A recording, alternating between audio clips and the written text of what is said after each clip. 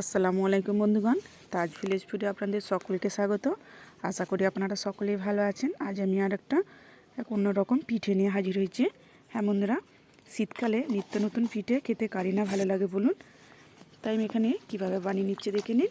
এখানে আমি 3 বাটি ময়দা নিয়েছি, আর এতে দিয়ে দিচ্ছি পরিমাণ মতো নুন। আর নুন দিয়ে এইটা একটু ভালোভাবে ময়দাটি মেখে নেবো। একদম নরম হবে না আর খুব শক্তও হবে না। মেঘটা দেখুন কীরকম ডোটি আমার তৈরি হয়ে গেছে। একদম নরমও হবে না আর একদম শক্তও হবে না, ডোটি আমার সফট মেখে নিয়েছি। আর মাখার পর একটা বেনির সাহায্যে একটু ছোটো ছোটো টুকরো করে নিয়ে দেখুন হাতের সাহায্যে ঘষে নিলে এই যে চুষি পিঠে, বা আমরা হাতে বানানো সিমুইও বলে থাকি এটাকে। গ্রামের দিকে চুষি পিঠে খুব কমই বলে, হাতে বানানো সিমুইটাই বেশি বলে থাকে এটাকে। তো দেখুন এই যে একটু একটু করে, আর এখানে সবুজে চলে এসছে ময়দা মাখা খাওয়ার জন্যে, সবুজে হাজির হয়ে গেছে পাশে। তো এতে দেখুন ময়দা এর উপরে ছড়িয়ে দিতে হবে, তা না কি হবে একটার সঙ্গে একটা লেগে যাবে। আর যখন এটি রান্না করা হবে তখন খেতে অতটা ভালো লাগবে না একটার সঙ্গে একটা জড়িয়ে গেলে। তাই এটি যখনই যে তৈরি করে নিয়ে উপরে ময়দা ছড়িয়ে দিয়ে হালকা হাত দিয়ে একটু ঘুরিয়ে নিতে হবে, যাতে এই যে পিঠের সঙ্গে এই যে চুষি পিঠেটা উপরে যে ময়দাটা আমি দিয়ে দেবো সেটা যেন ভালোভাবে এর উপরে ময়দাটা মেখে যায়। তাহলে কি হবে একটার সঙ্গে একটা লেগে যাবে না। আমি ঠিক একইভাবে সব চুষি পিঠে ভাতে বানানো সিমুইগুলো সব করে নিচ্ছি দেখুন। আর এগুলো শীতকালে ভীষণই মজার লাগে খেতে। তো আমি একটু একটু করে ময়দা মাখা নিচ্ছি আর হাতের সাহায্যে ঘুরে নিচ্ছি। দেখুন আমার সবগুলো হয়ে গেছে, আর উপরে ময়দা দিয়ে ভালো করে একটু ছড়িয়ে নিচ্ছি যাতে একটার সঙ্গে একটা না লেগে যায়। আর দেখতে কত সুন্দর লাগছে। একটু সময় লাগে কিন্তু এটি খেতে ভীষণই মজার হয়, তাই না? আমার সবগুলো তৈরি হয়ে গেল, একটা সাইডে আমি রেখে দিয়েছি। আর এখানে দেখুন আমি যে তালের শাঁস হয় যেটিকে আমরা গজা বলি, এটা আমি অনেকগুলোই কেটে নিয়েছি। আর এটা দিলে এর এত টেস্ট হবে আপনারা বলে বোঝাতে পারবো না। হ্যাঁ বন্ধুরা, ছোটোবেলা থেকেই আমরা দেখেছি নানিকে দাদিকে এরকমভাবে যখন হাতে বানানো সিমুই বা চুষি পিঠে বানানো হয় তখনই নারকেল আর যে তালের গজা তো থাকবেই, তবেই এই পিঠেটা তৈরি করতে মজা হয় আর খেতেও মজা। তাই আজকে সেরকমভাবে আপনাদের সঙ্গে শেয়ার করলাম। আর এই গজাগুলো আমি ছাড়িয়ে একটি প্লেটে রেখে দিয়েছি। আর এখানে একটি নারকেল নিচ্ছি, নারকেলটিকেও ভালোভাবে কুড়ে নেব।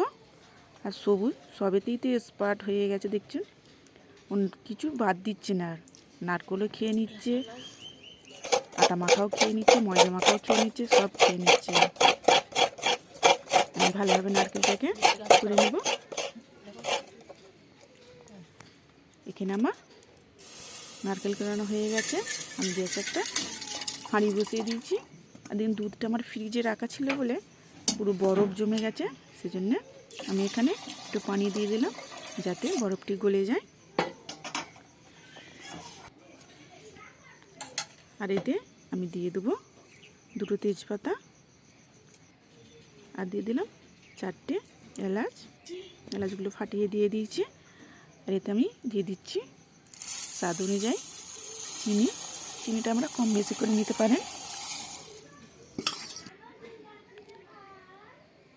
একটু নেড়ে নেবো যাতে একটু এটি ফুটে যায়।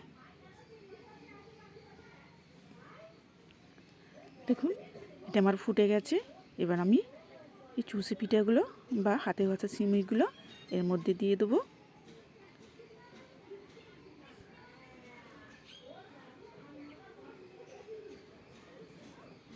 আমি সবগুলো এর মধ্যে দিয়ে দেবো খুব সাবধানে। আমার সবগুলো দেওয়া হয়ে গেছে। এবার ভালোভাবে নেড়ে নেব। এটি সেদ্ধ হতে একটু সময় লাগে। আর এটি কী হয় অনবরত নাড়তে হয়, নাহলে কী হয় নিচে বসে যায়।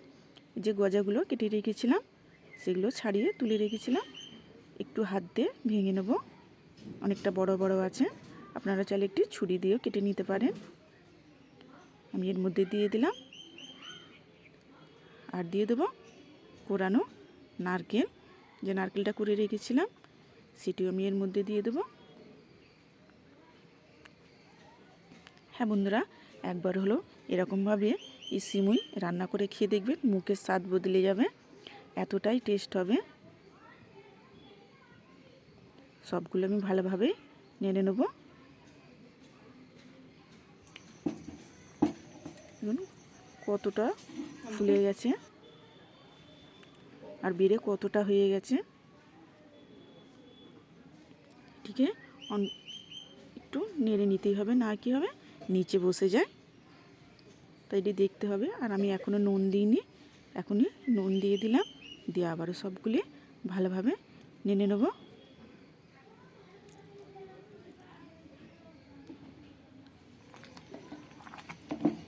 দেখুন আমার কতটা হয়ে গেছে, আর এটি সেদ্ধ হয়েছে কি না দেখে নেব।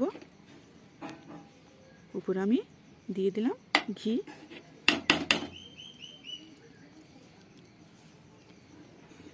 ঘিটা দিয়ে ভালোভাবে আবারও সবগুলি নেড়ে নেব। বেশ আমার রেডি হয়ে গেল। বন্ধুরা, ভিডিও যদি ভালো লেগে থাকে লাইক, কমেন্ট অ্যান্ড সাবস্ক্রাইব করে বেল আইকন প্রেস করে অল করতে ভুলবেন না। প্লিজ প্লিজ সাবস্ক্রাইবটি করে দেবেন। দেখুন কত সুন্দর দেখতে লাগছে, আর এর খেতেও ভীষণই মজার হয়।